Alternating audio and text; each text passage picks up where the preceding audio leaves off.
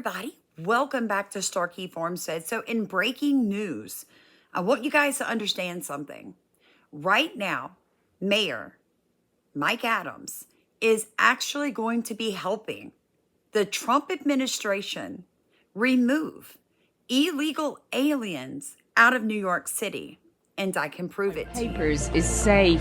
We've had other countries come to us saying we would love to do that. We would love to take your criminals and we'll maintain that. We'll be their jail.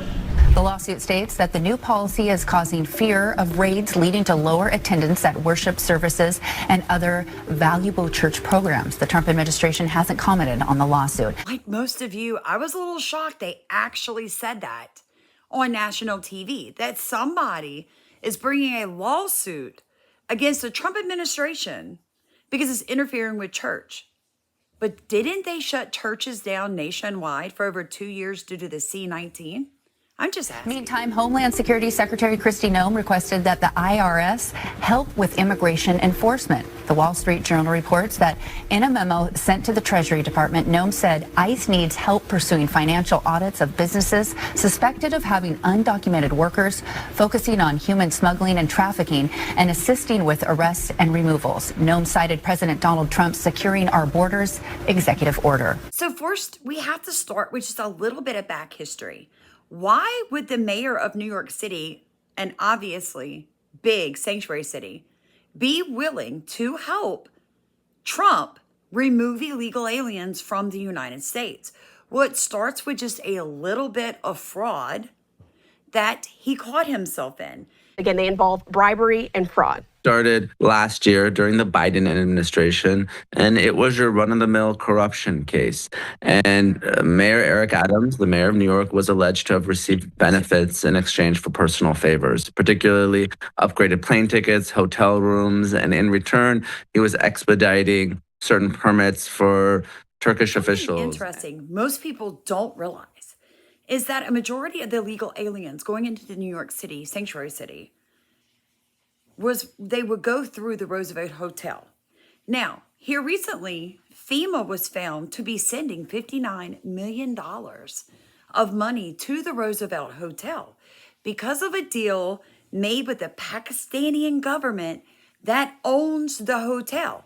And Vivek Ramaswamy nixed it. He said, no way are American taxpayers paying a foreign country to house illegal aliens inside of the United States.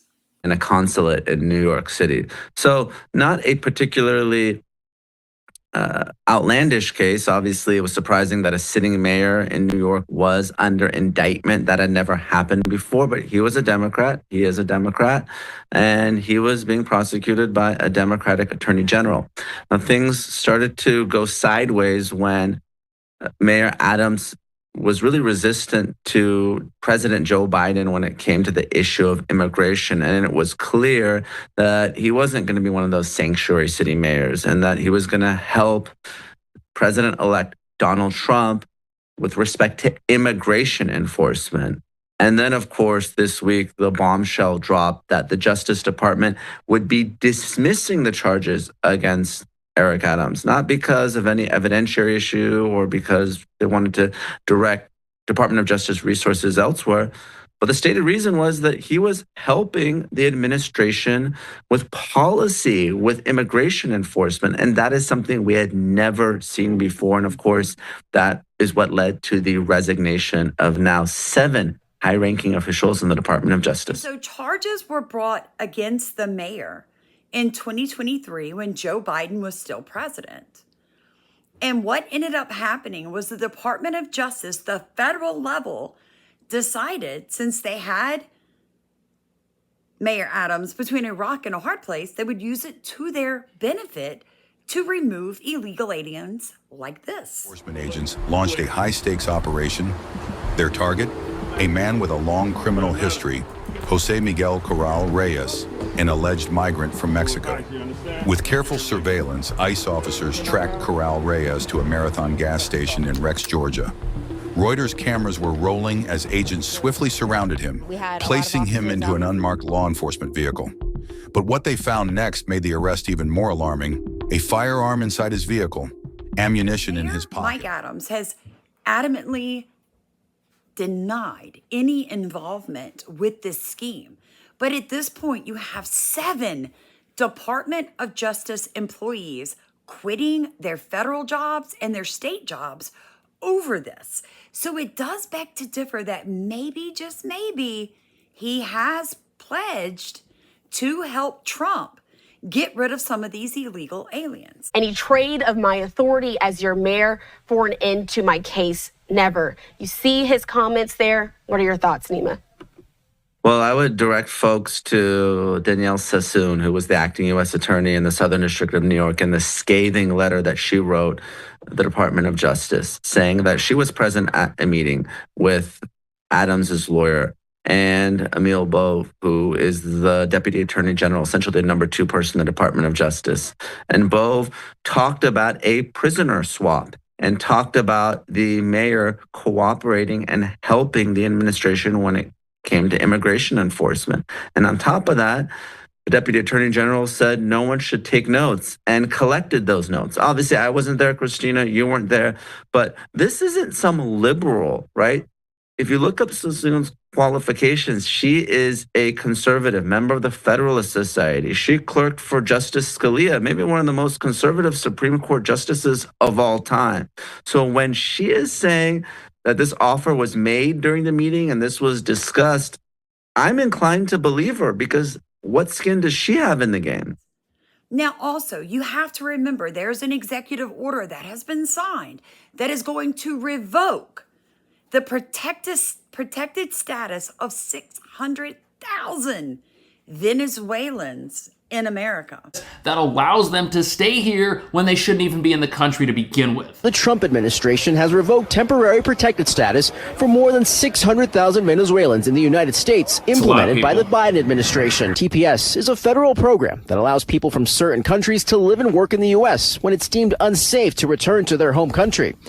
Why would it be unsafe to return to their home country? Well, it's because of what these gang members did, and these guys are now here benefiting from what they did back home. That doesn't make any sense. And by protecting these criminals and treating them as victims of what they've already done, we've just enabled them, especially in sanctuary cities like New York, where in some cases we've moved these individuals into family-focused asylum shelters that have little kids and school-aged children there, who are now living down the hall from gang members who may be trying to recruit them or worse. But apparently the open U.S. border, that was such a huge opportunity for these Venezuelan gang members that it may have actually changed Venezuela forever. Why is Venezuela's crime rate falling? Well, it says right here, there's a major link between mass criminal migration and decreased crime over there. And it says right here that the economy is so bad, criminals can't commit the same crime that they used to, which is why these criminals had to come here. This is a place, America, where they can commit all kinds of crime that a lot of us, and especially our leaders in places like New York, were just totally